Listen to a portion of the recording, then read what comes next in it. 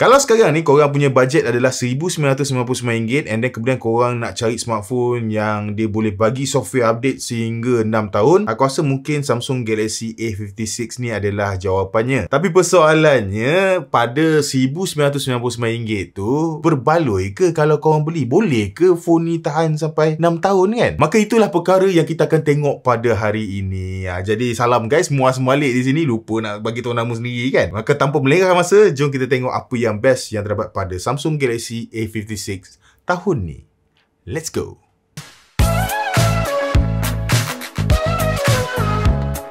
Okay, so aku dah pakai phone ni dah sebulan dah, daripada pertengahan bulan puasa itu sampai sekarang ni. Aku pilih warna pink untuk kali ni, tapi itulah aku rasa kalau korang pilih warna pink ni pun dia tak nampak macam pink sangat pun. Dan alang-alang cerita pasal warna ni, aku nak cerita juga pasal design dia dululah. To be honest, dia punya rekaan bila pegang tu semua dia rasa sama je, lebih kurang sama macam Galaxy A series yang sebelum ni, macam A55 tu. Tapi perbezaan paling ketara adalah pada dia punya kamera bump. So kamera bump dia ni kalau korang tengok dia memang besar gedabak, and then tak tahu design dia tu nampak macam phone 4-5 tahun lepas.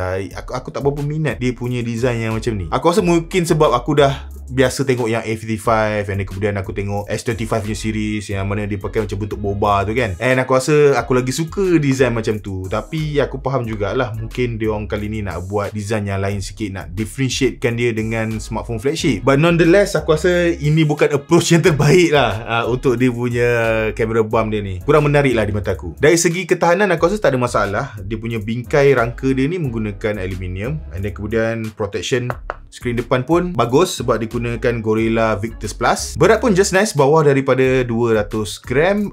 Cuma dia punya IP rating je. IP rating dia masih lagi IP67. IP67 ni sebenarnya tak ada pun masalah kalau nak guna kena air tu semua. Cuma pada harga jualan ni, kalau tengok pada kompetitor dia yang lain, semua dah banyak pergi ke IP68. So aku rasa Samsung kena step up the game sikit lah. Dan satu lagi, bila kita turn on skrin dia ni, ada dua benda yang akan menyakitkan sikit lah mata kan. Satu tu aku rasa tak ada masalah, tapi satu lagi tu mungkin tak tahu bermasalah untuk aku. Masalah yang pertama adalah bila on screen kita boleh nampak dia punya bezel, and then kemudian aku rasa bezel atas dengan bawah ni dia tak berapa sama sangat. Jadi kalau korang jenis particular nak tengok size bezel tu, korang akan rasa annoyed sikit lah sebab bezel dia agak tebal, and then ada bahagian yang tak sama rata dia punya tebal dia tu. Tapi benda ni benda kecil kan, bila hari-hari pakai kadang tak nampak pun. Perkara yang kedua ni yang aku susah sikit nak terima, iaitu dia punya fingerprint scanner. Aku rasa untuk harga jualan dia ni,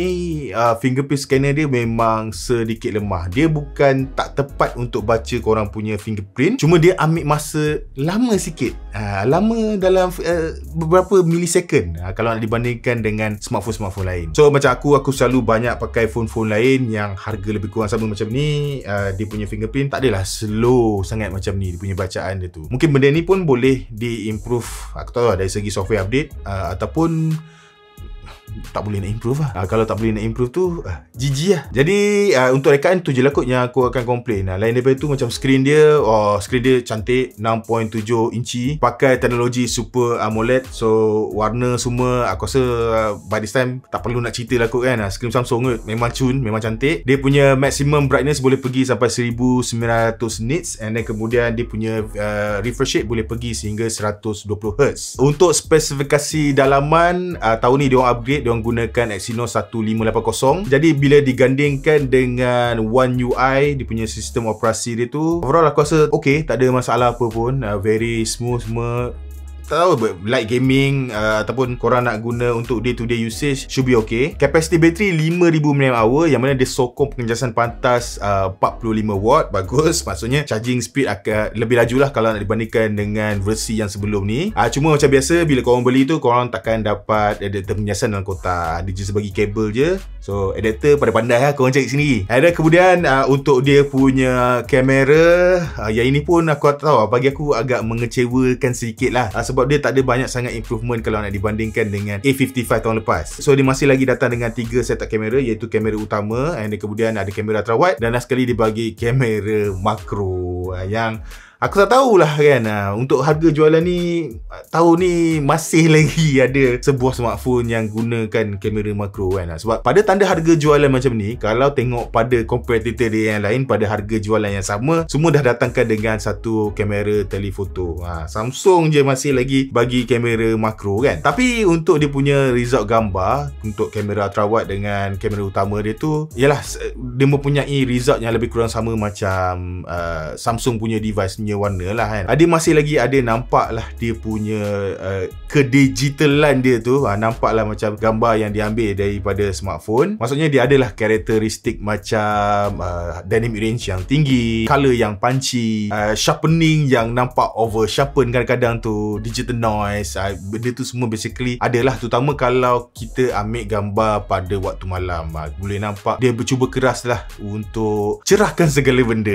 Yang mana yalah, untuk harga jualan ni aku pun tak adalah nak komplain banyak sangat. Lepas tu untuk dia punya fungsi AI pada One UI tu ada juga kan, sebab sekarang dia dah gunakan One UI 7. Cuma dia punya fungsi AI tu tak adalah sama macam yang terdapat pada S25 punya series yang flagship. Macam contohnya macam dia punya yang AI eraser tu kan, dia punya fungsi eraser dia tu tak sama level macam fungsi yang flagship. Yang flagship tu kalau kita tutup muka macam ni kan, tutup mulut and then potong tangan, dia boleh reka bentuk muka kita gunakan AI. Tapi dekat Samsung Galaxy A56 ni dia tak boleh buat benda macam tu. So basically fungsi AI eraser dia tu lebih kepada benda-benda yang basic lah. And then kemudian korang juga ada macam fungsi yang AI face swap tu, dia akan pilih gambar yang terbaik untuk muka kita. Yang mana dengan syarat korang kena ambil gambar yang banyak lah. Contoh macam kalau gambar group, ambil gambar yang banyak and then kemudian dia boleh ubah, ambil gambar yang terbaik untuk setiap muka yang ada dalam gambar tu. So basically sebenarnya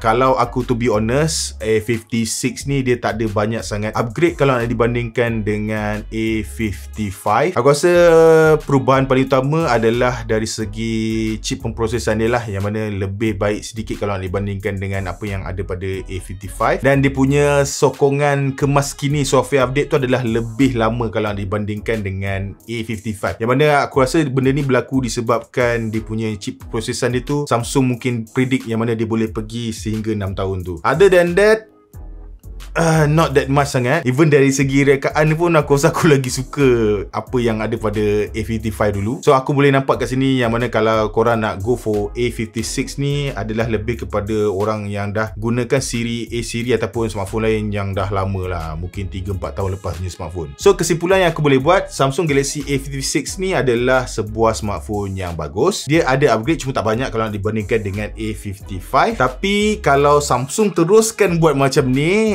mungkin akan ada masalah. Sebab pada tanda harga jualan RM1,999 ni, kalau bandingkan dengan kompetitor yang lain, A56 ni mungkin nampak sedikit ke belakang lah dari segi spesifikasi, terutama dari segi dia punya IP rating and then kemudian dia punya kamera punya setup lah, yang mana kalau brand lain dia dah bagi kamera telefoto. So aku mengharapkan, sekali lagi aku mengharapkan yang mana Samsung tolonglah kan, A50 A series ni sebenarnya best, cuma mungkin korang kena pandai compilekan sikit lah apa yang patut, apa yang tak patut ada. Macam makro punya kamera ni dah tak patut ada dah, better bagi telefoto. Please lah. IP rating yang IP67 tu kalau tahun depan dia nak teruskan lagi pun aku okay. Tak ada masalah. Tak bagi IP66 pun tak apa, 68 pun tak apa. Yang penting at least kamera kasihlah upgrade sikit kan. Aduh, tolong lah boleh Jadi guys, aku rasa sampai sini saja video aku untuk hari ini. Just before aku nak bye-bye tu semua, just nak bagi tahu lah, aku rasa marketing untuk A56 tahun ni best, terutama diorang punya lagu tu kan. Tak tahu, duk main dalam kepala aku kan. Samsung Galaxy A. Tak tahu, sebab dekat rumah aku ni dia ada macam sekarang ni kan ada billboard yang ada sound, duk pasang lagu tu kan. Sampai anak-anak aku pun dah boleh hafal lagu tu. So enough pengarut. Kalau korang rasa video ni best, jangan lupa untuk tinggalkan like dan subscribe.